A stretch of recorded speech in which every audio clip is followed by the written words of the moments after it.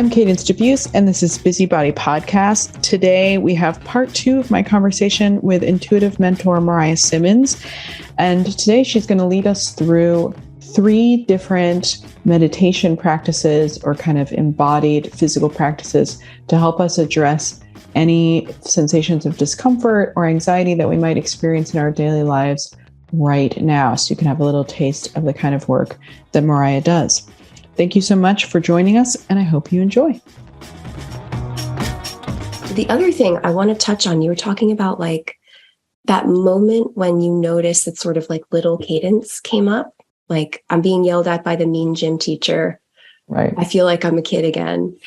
Like that is something that I think it's always important to assume positive intent for those parts of ourselves.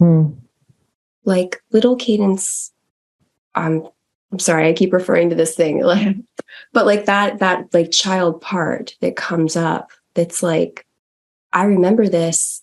I feel like we're not safe. They're not trying to mess you up. Like that is a legitimate response to help. So instead of being like, I'm going to push this away, I'm better than that, I don't need this, is to be like, oh shoot, I must need this if it's coming up. Okay, how can I meet that need? How can I meet that need without having the same response? So it's like, how can I make that child part feel safe and listened to and still get through the next kilometer? Right. And like what you were saying with like having that person give you like that moment of like true, like positive connection. Like you were saying that actually lifted your vision, like got you out of that tunnel vision and into that wider, like peripheral. And that change in vision actually maps to changes in your nervous state. Like when we're in sort of that fight or flight, we do get tunnel vision. We are like we're just programmed to be like goal oriented, because it's like I'm either running away from something or I'm running towards something. And there's that focus. But when you're at peace, or, just sort of in a gentle, normal state of mind, you can be aware of the space around you. One of the practices is actually like based on shifting into peripheral vision. Super effective because you're literally making your brain switch out of fight or flight. That's so interesting, actually. Just like as an aside, in our virtual run club, one of the runs that we get assigned, and there's a few different that have the same purpose, but they're kind of, she calls them, my co-host Rachel calls them like color runs or whatever. But one of the goals is literally just for you to look around while you're running. So you like choose a color, and every time you see that color, you like sprint for 10 seconds or like whatever it is. It kind of creates this little obstacle course. But the secret is it gets you to look and literally use your eyes and be looking around and not get in tunnel vision of just like, got to finish this run. And I've used that.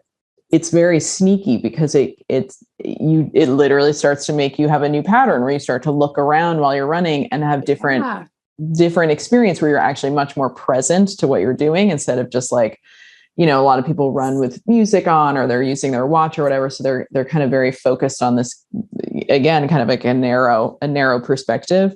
And I remember one of the first races that I ran, I was having a much more positive, kind of mental spiral where it was just really hot. It was really hard. I was really starting to feel like, oh my God, this is really hard. Why am I doing this? I was more present to feeling how I was starting to like sink, and it literally just lifted my eyeballs, literally. Like I just was like, look around. And as soon as I did that, I'm like, oh my God, the leaves are so beautiful. The light coming through, like I could, it just took me right out of that. And I was like, it's okay. Here I am. And it, it was that downward spiral just immediately was interrupted. And I think like this again, just brings it to how there's like a real physiological response to these things. People get so kind of uncomfortable with just kind of like something that seems like it's abstract, it seems like it's amorphous, but it's really not, because we're living in our bodies all the time, and our bodies are responding to circumstances and input constantly, whether you're aware of it or not. Whether you've got natural light in your office, or you're hydrated, or you're, all these things, the energy of someone else around you, like, we are already responding to all these things. So why not have a few conscious ways of actually activating things that will be supportive to us? Absolutely. Yeah. Like you say, we are responding to things in our environment that we're not consciously aware of. So if we have these ways to consciously change these responses, it's sort of like you're opening up the settings on your computer, changing a setting, and then letting that setting just carry through.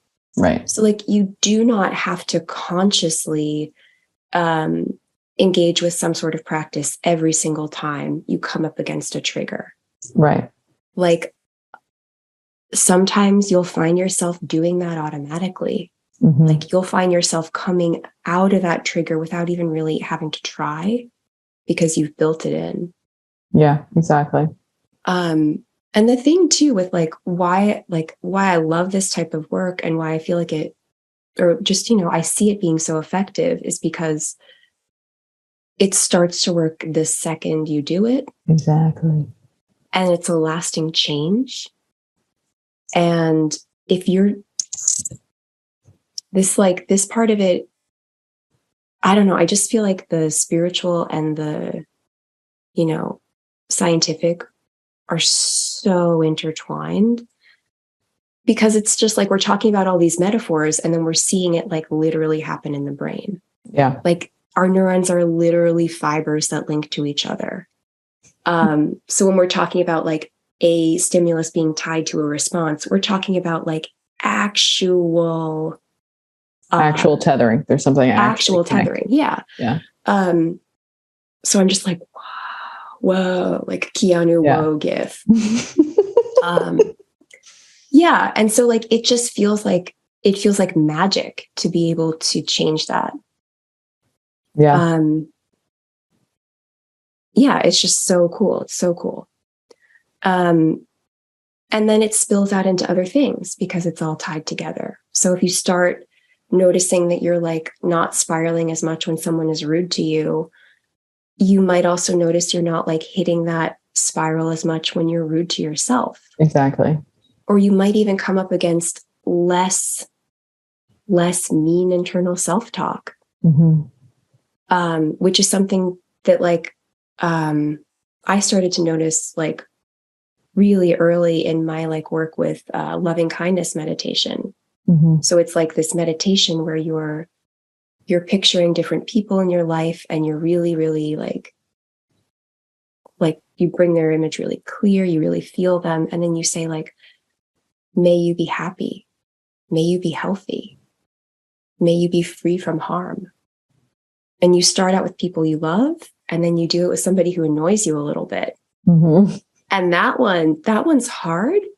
But I gotta tell you, if you're like doing that for somebody who annoys you a little bit, you're then very easily able to be like, I'm so annoyed at my coworker, but I hope he's okay. Right. I'm so annoyed at my coworker, but I really want him to feel safe. And then you start to feel this warmth towards this person, and you're like, oh, why do I like them now? But like part of that meditation is then you do that for yourself. You're like, right. May I be safe. May I be healthy. And that little shift of like, I'm so annoyed at myself, to like, yeah, you'll start to hear how hard that is for you to wish for yourself, which is powerful. Yeah. But then like it gets easier, which is even more powerful. And you're like, yeah, I'm okay. I messed up, but I'm all right. I still wish myself to be, safe, happy. So like, I think that it's just really interesting that like compassion meditation, loving kindness, or metta is really similar to some of these like repatterning techniques. Yeah. Yeah. Because like it's all about changing your response, because you can't actually change the other people in the world. You can't change your best friend. You can't change the entire government. Right. So it's like we're taking control of what we actually can. And that's empowering too. Yeah, absolutely. So I just love us humans. I just think we're so fascinating. Agreed. I think it's the thing that always keeps me interested in doing what I do. It's not the, what it looks like on the surface. It's not telling people to, now we're switching to our left side to do this leg circle or whatever. It's seeing this shift. It's seeing the ripple effect. It's seeing how people, how their lives and their circumstances can really change by connecting better to themselves, by connecting things that they thought were fixed in place and letting them go. That never stops amazing me. That's such a joy to see. Yeah. Freeing people from their pain, basically, wherever that is really powerful. Absolutely. And like, I think of that, like that work that like, we all do on this individual level.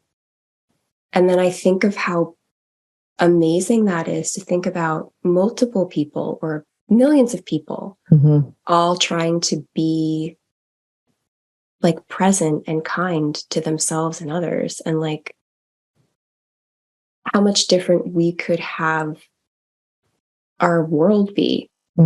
Just like if a few people were like a little bit, I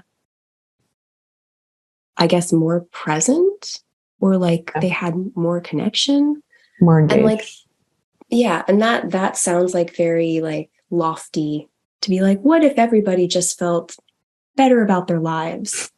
Wouldn't they make life better? And like that I mean, when you go to Europe, that's true. Right. No, I mean, I think it's true. I think when you have cultural support to value family, friendship, connection, time off, relaxation, creativity, the arts are funded, all these things, people, I know that there's mental health problems and all these kinds of things, right. But day to day, I mean, when I was traveling this summer, I met a couple of other Americans, and one of them was like, I keep thinking of that GIF that is like, or not a GIF, but like a meme of someone like a happy American who's like, I thought I was depressed. Turns out it was just America. Yeah. I mean, like, well, this is where I find, I sort of see it on like, there's that individual layer, and then there's that bigger layer of like, cultures. And then there's that bigger layer of like our society here in the US, where a lot of, just to segue, like a lot of like the European countries that have these like really people first type of systems are doing that because they feel some sort of connection with everybody in their country. Right. They're like, we're all Swedish. Right. We're going to take care of everybody here. And even with the EU, there's an interdependence among all these countries to be getting along, and blah, blah, blah. And America we are in so many ways an island. Yeah. We're far away. Exactly. So like we have this sort of like national policy of like isolation a little bit. We have all of these different cultures that are not integrated, not talking to each other. We have this sense of like, there are like these different, almost like different realms. And so like building that connection small and then building the connection bigger is like, I think, part of the ultimate goal for this. Like, if I were a monk, that would be my goal, is to have that feeling of connection with all people. But like, regular person who has to go to the grocery store, whatever, I'm trying to focus on what I can do. And I think like part of what's really helpful is that this connection within the self helps us build connections outward. Exactly. So like we can feel safer in our nervous system to be connected to others. Exactly. I think that is where this becomes, can become kind of revolutionary, because which is also actually bookending to our very first episode, which is like, if you're talking about politics, climate change, that is so big, it's so overwhelming. The impetus is to shut down and kind of self-isolate. And if you can create practices that help you stay present, you are able to stay connected, which means you are able to stay part of a society that is trying to change for the better, that is trying to be resilient for the coming climate issues. Like, no one's going to survive any of these things curled up in a ball on their own. You've got to reach out and create resiliency in our communities. And I always come back to this. It only takes 3% of the population to create a revolution. I read that during the beginning of the Trump years. Any revolution was only 3% of the population. Okay. Meaning that like the whole country can be upset about a thing, or like a large percentage, but it only needs 3% of those people to take action. So, it's like to bring it back to kind of a science, it's like, if we're all doing our part to just like become resilient, be embodied, be present, you don't need to be out chaining yourself to a redwood tree or something, but you just working in your own environment is still creating this kind of fertileness for the kind of people that do want to take those actions, or that need your votes, or whatever, all those things. Like, we don't all have to be on the front lines, but you're kind of adding to kind of the bacterial culture that's making that possible. As opposed to the implosion, the kind of isolating and ignoring everything, which is really leaving you alone and without resource, and also is not taking part in the rest of society, towards all the things that will make all of us feel better. Yeah. And like recognizing that isolating response is a positive intent. It's like, I want to feel safe. Right. I want to feel like I'm not overwhelmed by the world. Like, so I'm gonna pull into my shell. Like, that's a positive response. So like, we don't want to, like, when we feel that, don't want to beat it up. We want to be like, okay, how can I feel safe instead, so that I can do other stuff in the world? Like, how can I handle my, if I'm thinking about changing the world, how can I handle my like social anxiety so I can show up to the community board meeting? Right. Or how can I handle my habituated patterns so that when somebody says something to me and I'm like, oh my God, that was like super, super rude, is for me to actually be like, oh, why would you say that? Right. I don't understand. These small shifts. Like help me understand. Because like, I just want to understand you. Yeah. Rather than like switching into fight. And I will say that like, these are practices that like I use as well to like shift my implicit biases when I find them coming up. Is like, I recognize that like, like we have all these like kind of programmed in societal responses, like we were talking about. And some of those are to be biased, in like different ways, like thinking that, like one example is like gender essentialism. Like we were really conditioned to think that men are just this way, women are just this way, and that's it. There's just men and women. Like that's our conditioning in the society. And so like being able to do some changes to be like, well, hold on, where does that come in? I don't actually believe that. Why do I find that thought coming up? Right. So that's been really interesting to be like, oh, I can actually unhook from these really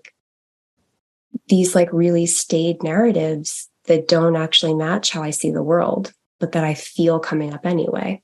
That's a great example too of, I bet people can identify places in their lives where they've literally just shifted a pattern that wasn't very kind of intimate to them or something, like learning to use different pronouns, things like that. Like there are obviously people out there that's like very triggering for, and they're all angry and upset about people asking for different pronouns, but probably most of my listeners don't have issues with learning new pronouns.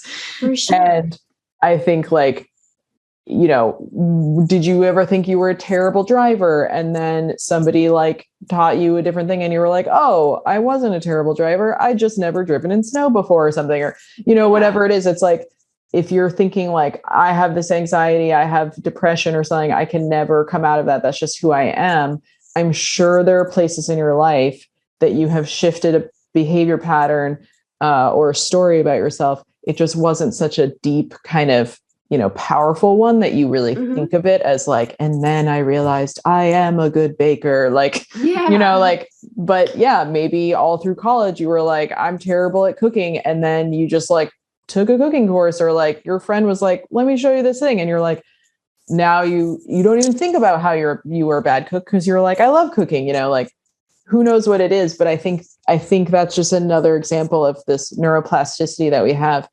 And same with the flow states, meditative states. People think, oh, I can't meditate, but everyone has like washed the dishes without thinking about anything and just been like completely present to washing the dishes. Or you've driven home and you can't remember the drive because you were just like completely in flow. Like that's what a meditative state is. We've all been there. It doesn't have to be, you know, surrounded by incense and you're like having amazing fireworks going off in your brain. We've all just been like doing a thing and just completely there with it. Yeah. We've all, like, this is such a huge thing you're pointing out, is like being able to recognize where reality being the fact that you can change, you have changed, you do it all the time. Reality disconnects from belief, where you're saying, I could never do this, or I'm just going to always be bad at that, or that's just the way that person is and I'll never get along with them. Like if you're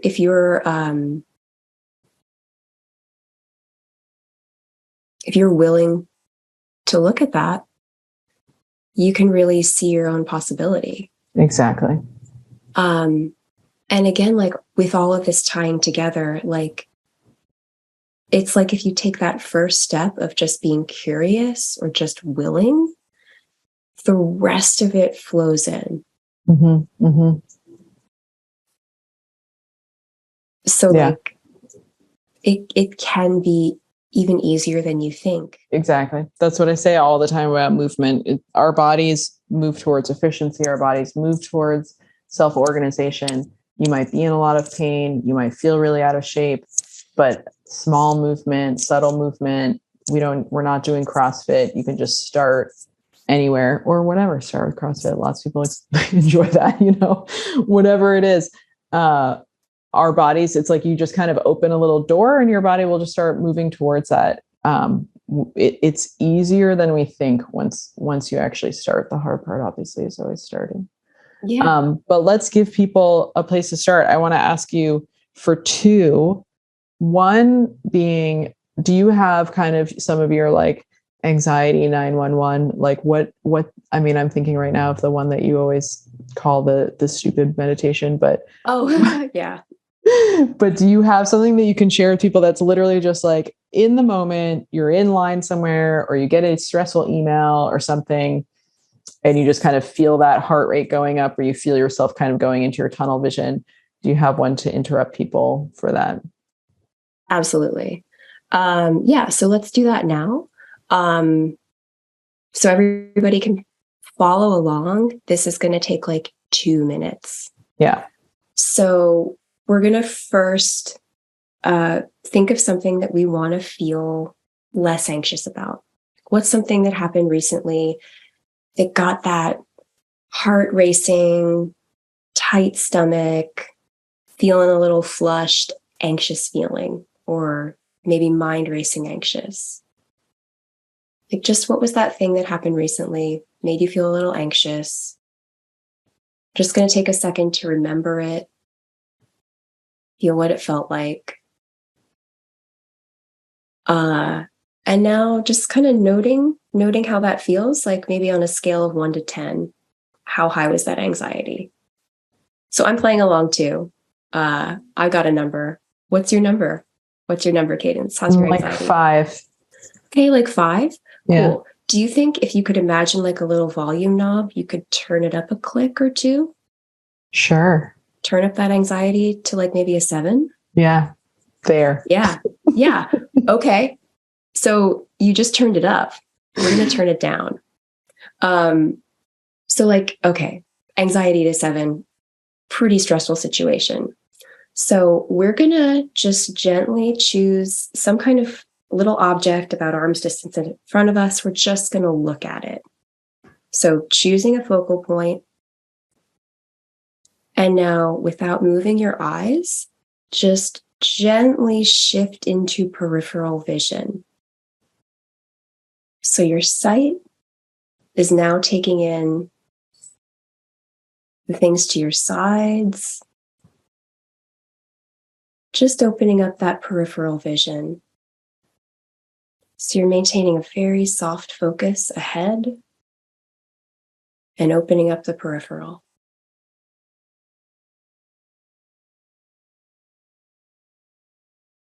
Just take a deep breath in and out.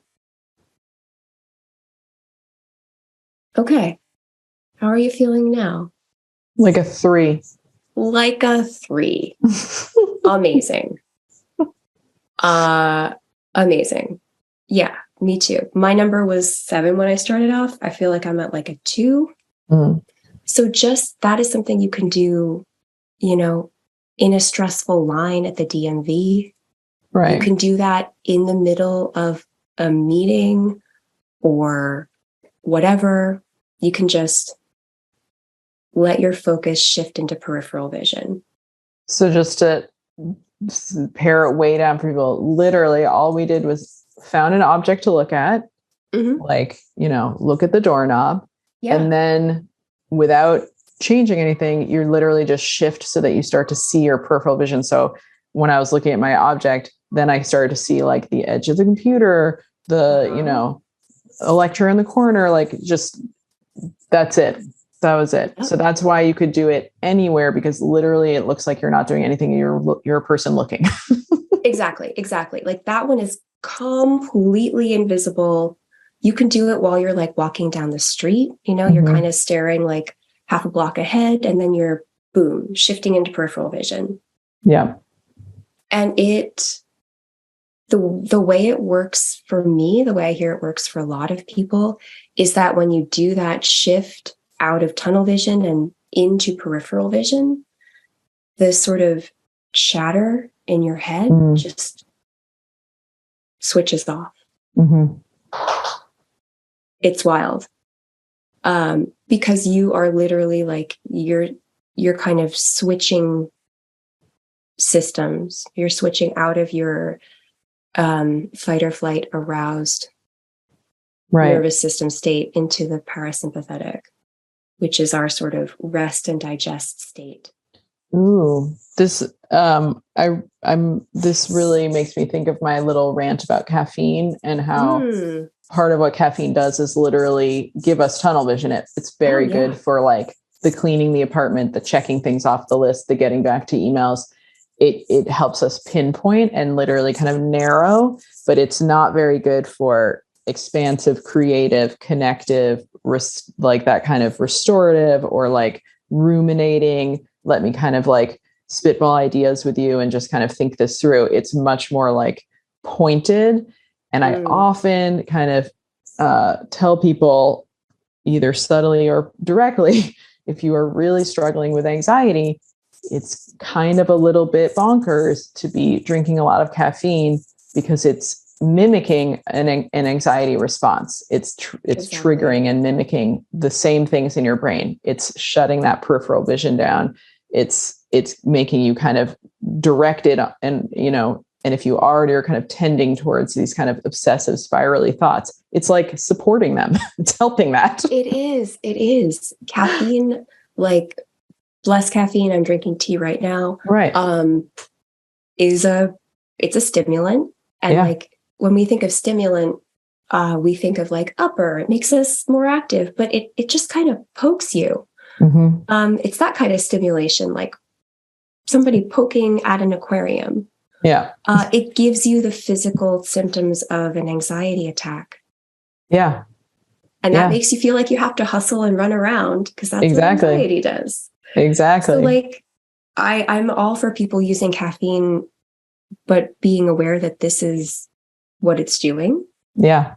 So it's straight up a drug, and I drink it too. And I will say that I use it very mindfully. I literally am like, how do I want to tweak myself today? Or do I want to, for what I have ahead of me? And I check in with my emotional state. If I woke up feeling anxious, if I woke up already feeling like I'm in that zone, that is not a morning for caffeine. Yep. And I'll just say, because I know people get so upset when anyone tries to take their caffeine from them, it's not forever. And if you're really an anxious person and you're like, but every day I wake up with crazy anxiety, maybe you're going to have to give it up for 3 weeks, 3 years. I don't know, but it doesn't mean it's forever. But I will say that just like very much investigating that relationship will be so beneficial. Absolutely. Yeah. Thinking about it like a relationship, for sure, can be really helpful, because like we were talking about with the habits, reaching for that cup of coffee off the pre-programmed coffee pot that has it ready when you wake up. Right. Very, very, very easy.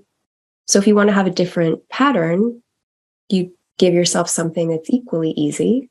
Right. Also, the pattern of waking up with anxiety. Yeah. That's something you could tug on to. Exactly. So like like just like I think this is something I think about a lot. This is another little segue, but I think this is what mindfulness gives you is, it gives you a set of practices for really engaging fully in your life. Mm-hmm. And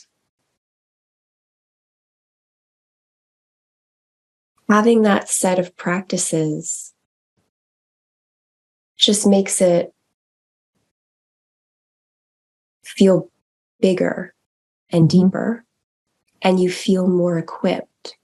You don't feel like you've just been dropped in the middle of an emotional ocean. You're like, I'm in the ocean, but I'm on a really big ship. And everything I need is here, and I know where I'm going.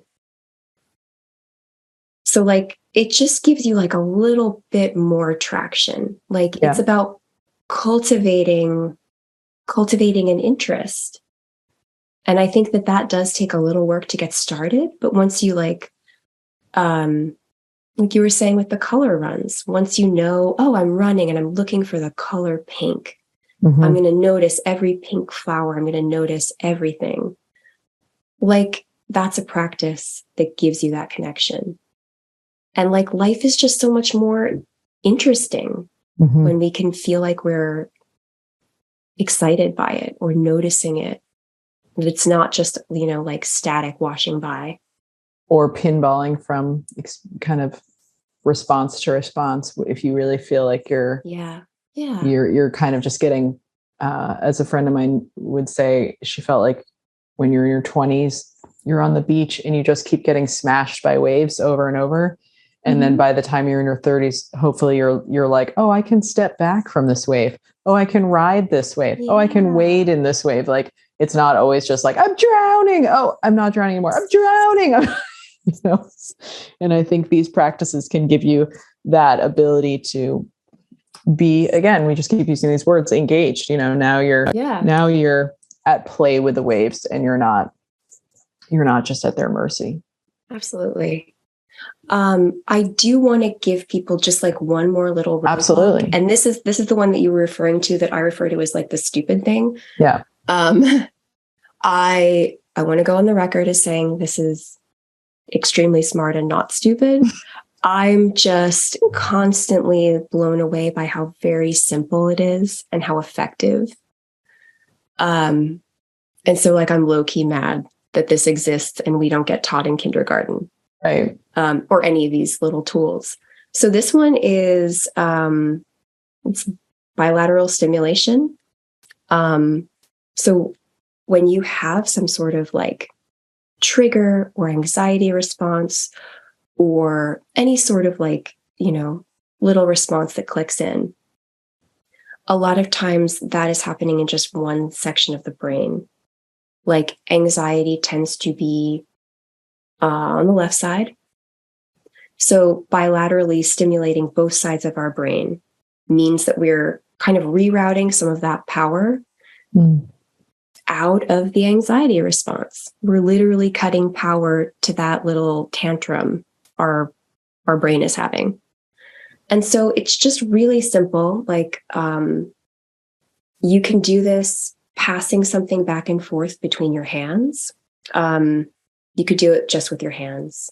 So the practice is, I'll talk about it and people can follow along. Yeah. Same thing. Whenever you feel triggered or if you want to think about something that kind of got you going, just take something and you're holding it out in front of you and you are passing it back and forth from your left hand to your right hand.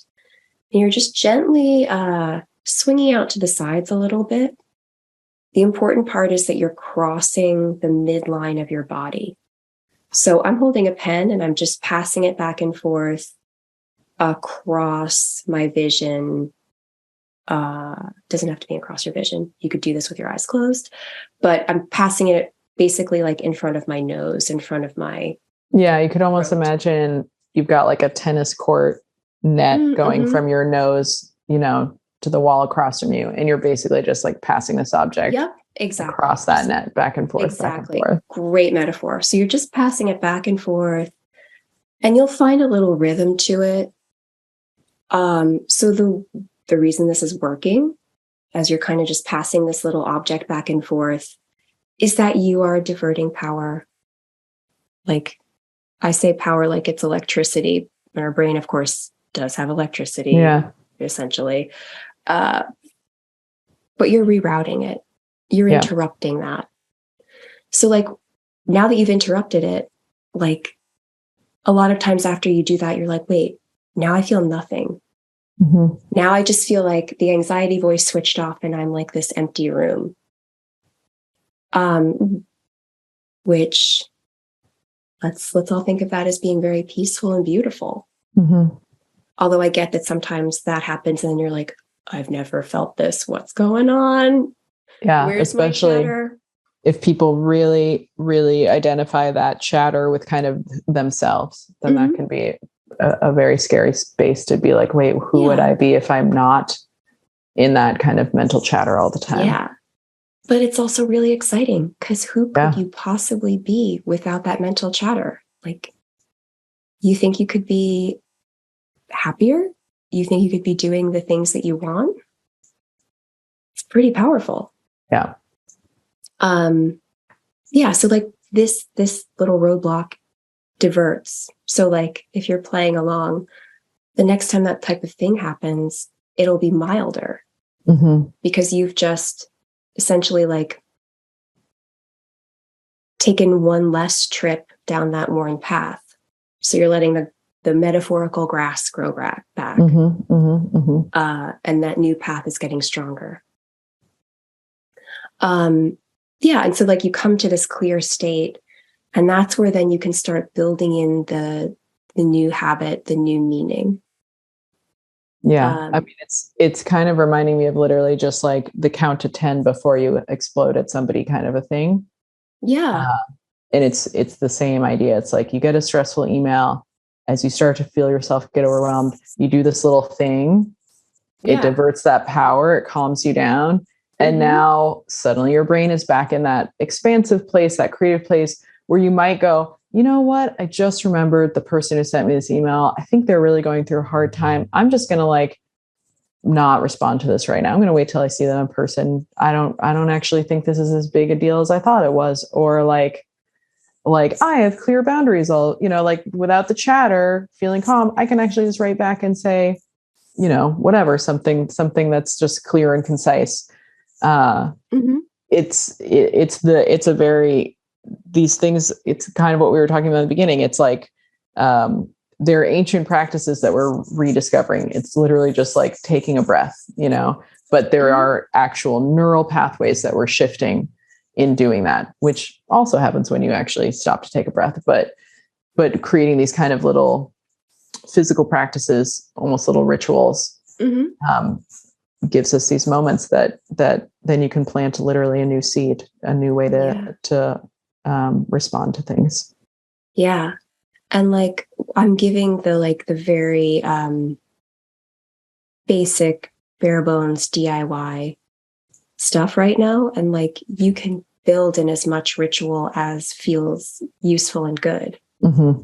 Like you could do any number of things that layer in with this too. And that all helps. Like everything in the environment affects us. So like, this is what we talk about with like set and setting. And that's actually like a term like borrowed from like psychedelic research, where they found out that if they were putting people, essentially giving them this really unusual stimulus of like, the LSD mid-century, clinical trials, they found that if they did that and you were in a white room with nothing, you were more likely to have a bad experience. But if you were in a peaceful place with music you liked and it had good lighting and you had somewhere soft to sit, you had a better experience. So like, yeah, you can do this like in the midst of that really stressful situation. You can also like, at home, do a nice little situation for yourself. Yeah, scent really came to my mind too. I feel like a lot of people respond well. I mean, that's why aromatherapy is such a big thing. And I think, I could imagine like spraying something while you do this to just like help give your brain another layer to catch on, now I'm going to associate this scent with this thing that I'm doing and like, blah, blah, blah, whatever works for you. It's basically what we're saying. Make it as complex or as simple as possible. Or if it feels like it doesn't stick for you, try something else, play a song while you're doing this, whatever it is, to just kind of help it root a bit more. Right. I mean, like, and I think like these layers like help with the meaning building. They help you like have a positive story around the little like bare bones practice. But the practice itself doesn't require that. Yeah. Can we do a copy paste? Yeah. So this is where we come in with some of that, like bringing in something new. So for this one, we'll go into like a very, very gentle, light, meditative or trance state. This is something that I do a lot as like a guided meditation. Like I would do this for like groups and classes. And like we would build in like a longer meditation around it so that it feels deeper. You get to like kind of explore more, but we'll do like a shorter version. So we're just gonna, you can close your eyes if you're comfortable / not driving.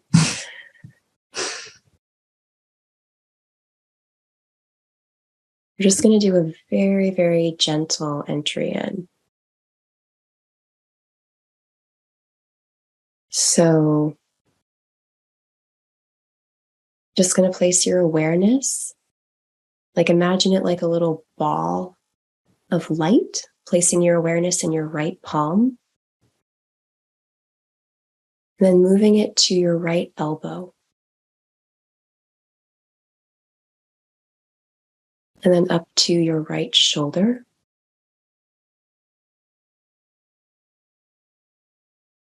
over to your left shoulder,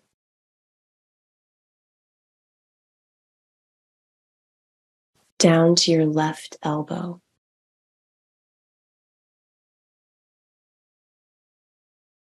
down to your left palm,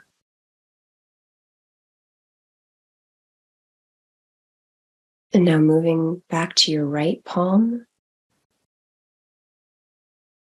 right elbow, up to your right shoulder, left shoulder, down to your left elbow, left palm, right palm, right elbow, shoulder, left shoulder, elbow, palm. Now just gently staying with it, just taking a breath, feeling that gentle flow state. And we're just going to imagine in front of us, imagine in front of you, a little movie screen. And starting to watch the movie on that screen, that is the version of you that's doing that thing you want to do.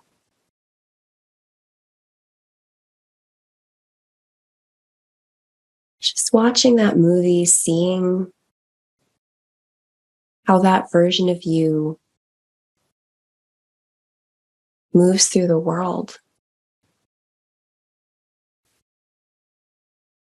And getting curious about the details, like how are they feeling?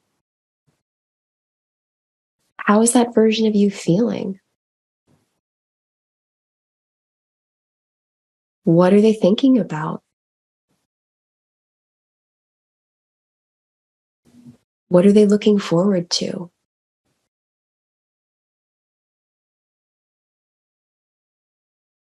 And letting in more of the environment in that movie. What's the weather like? What's the scenery like?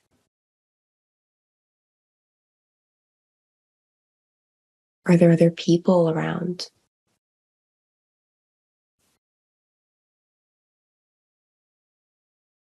What are the ways that they're interacting together?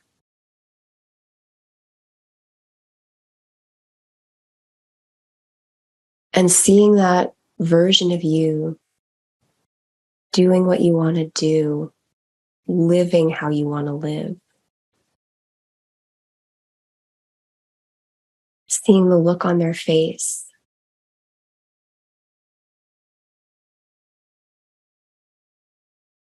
And now you're just going to step in and try on that movie. So you're stepping in and blending right in with that version of you. Living how you want to live.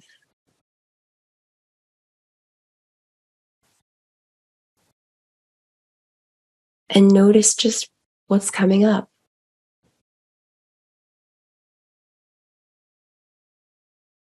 Notice how your body feels.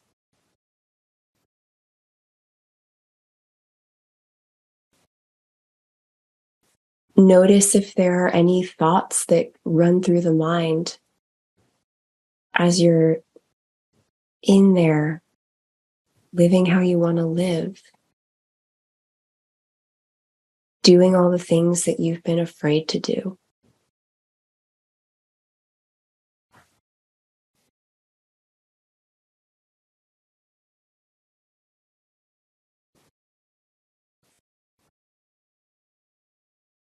So just feeling this experience as fully as you can, really letting it soak in.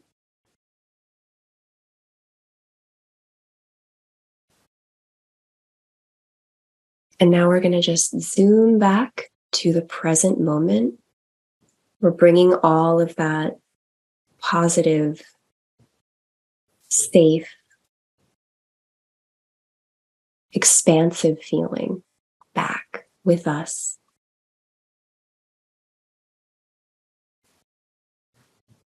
We're just going to take a couple deep breaths, letting that feeling settle into your nervous system.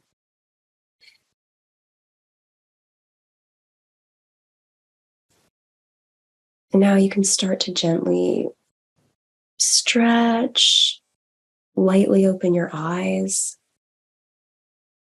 Just come right back to the room.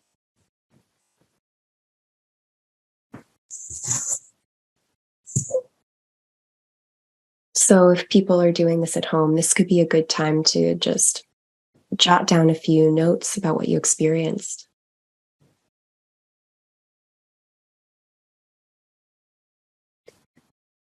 How are you feeling? Good, relaxed. I can't recommend that one enough. I think it's so, so powerful. And you can lead yourself through it. It's super helpful to have Moriah lead you through it. There are variations all over the place. And I also want to say, if you're new to that and it's kind of hard for you to really kind of basically imagine things, just let yourself keep doing that, and it'll get richer each time for sure. It can feel kind of like, I don't know what people are saying to each other. I don't know, but you just kind of let yourself sink into it and really let it. It's literally just a fantasy, you're just let it kind of populate, let the colors come out. And the richer it gets, the deeper it starts to feel. And then, as we've said, it actually changes your brain, changes your nervous system, changes your responses. Yeah. It's very powerful. And I'm always so interested to hear what people find within themselves when they're doing that. I've guided people through this meditation. They came out and they're like, oh my God, I just realized that in this, as I'm thinking about here's how I want to live once I've conquered this one little thing, you're like, I'm actually in a different career. I saw myself doing something different. Or they're like, I was with my dad and I wasn't fighting with him. It was really interesting. So it lets you actually try on a different way of thinking. Yeah. A different way of being. And your body and nervous system remember. Even if you go about your day and you forgot you did this. Exactly. Your body remembers, so that when you come across opportunities to feel that way, it feels familiar. Exactly. That's the magic. Yeah. And it's not just, oh, that feels familiar. Because we all know that something feeling familiar could be something bad. It feels familiar to be put down at work or whatever. Right. So I always feel safe that way. But this is safe and familiar that you actually want. Yeah. Yeah. So it helps just preset for going into an experience without that anxiety or fear. And that's kind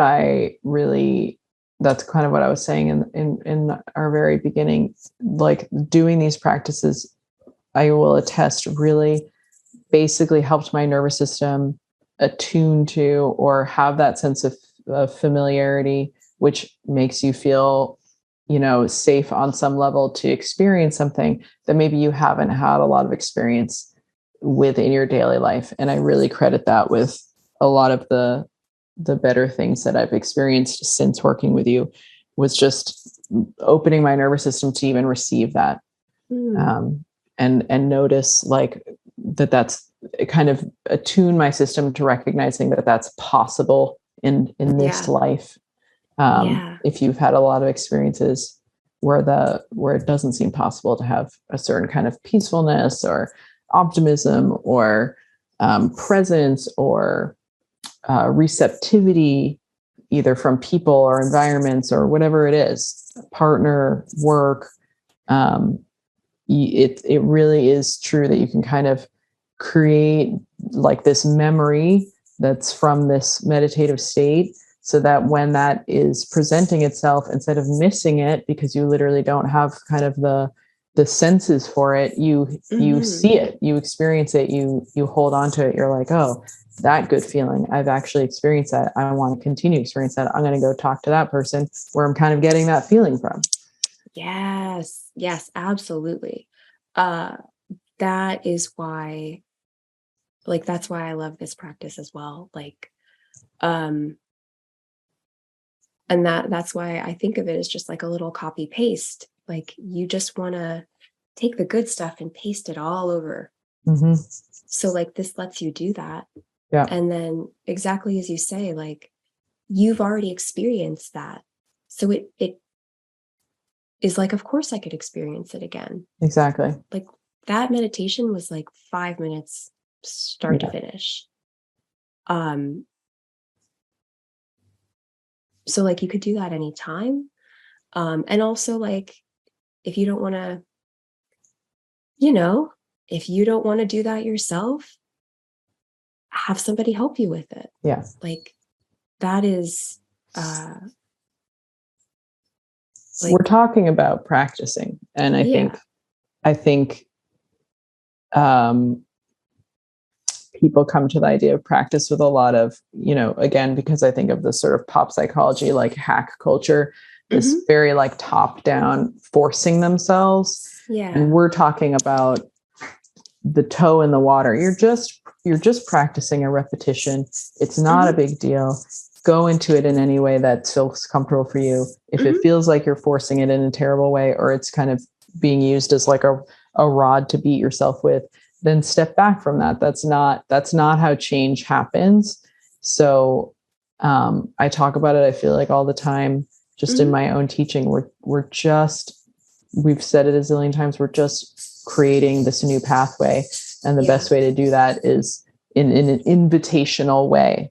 So I think these practices are so subtle and they're so simple, and yet they just start sowing those seeds to where you want to go and make life much bigger, more expansive, and so much more wonderful. And isn't that what we all want?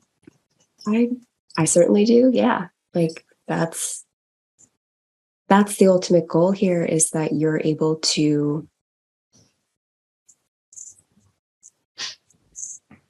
it's almost like these practices, because they're so subtle and small, it's like moving a pebble that then lets the rest of the avalanche come down. Exactly.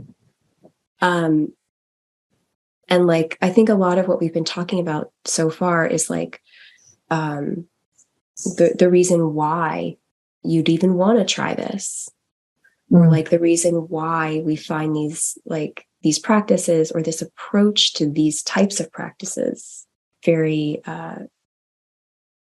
like, not just healing, but nourishing. It's not just helping the past, it's also helping set up for the present and future. Exactly. Which feels like real growth, I think. Yeah. Hopefully that's the goal. Well, I can't thank you enough, Moriah. This has been such a lovely conversation and such a lovely time with you. We'll put in show notes where people can reach you, but is there any other way that you'd like to let people know that they can reach out to you if they would like to work with you or talk to you? Yeah, absolutely. So my website is just moriahsimmons.com, MoriahSimmons. And I'm currently just working with my existing clients, but I will be taking on new clients coming up in September. So if people wanted to work with me one-on-one, that will be available. Also, I can put together like a list of some resources that are just like quick and easy. If you want to like see what these look like on a video, I can do that. Like I can just That'd be send some great. links. So like people have some just quick and easy stuff that they can do in the moment when they feel whatever anxiety or trigger coming up. Cause yeah, basically like Cadence, when you asked if I would, you know, want to talk about like anxiety and spirituality and, you know, doing these somatic practices, I was like, yes, absolutely. When? Sign me up. Cause like, I just want everybody to feel safe. Yeah. Like within themselves. So like, please feel free, anybody, if you want to reach out or you just want some resources, I'm always happy to help. And are you still on Instagram? Is that an active place for people to reach you as well? Not so much these days, but if you want to find me on there, it's the same. It's just Moriah Simmons. Yeah, I'm not posting so much on Instagram, but I do have a newsletter. So that's available on my website too. Yeah, and feel free to reach out. I've got a contact form on there. And I will just put one more plug in because I learned so many of these practices from Melissa Tiers at the Center for Integrative Hypnosis. So she's wonderful. She has a lot of great info too. Yeah, I just want to make sure everybody has clear resources. I'll link to all of those. Absolutely. Absolutely. Thank you so much, Moriah.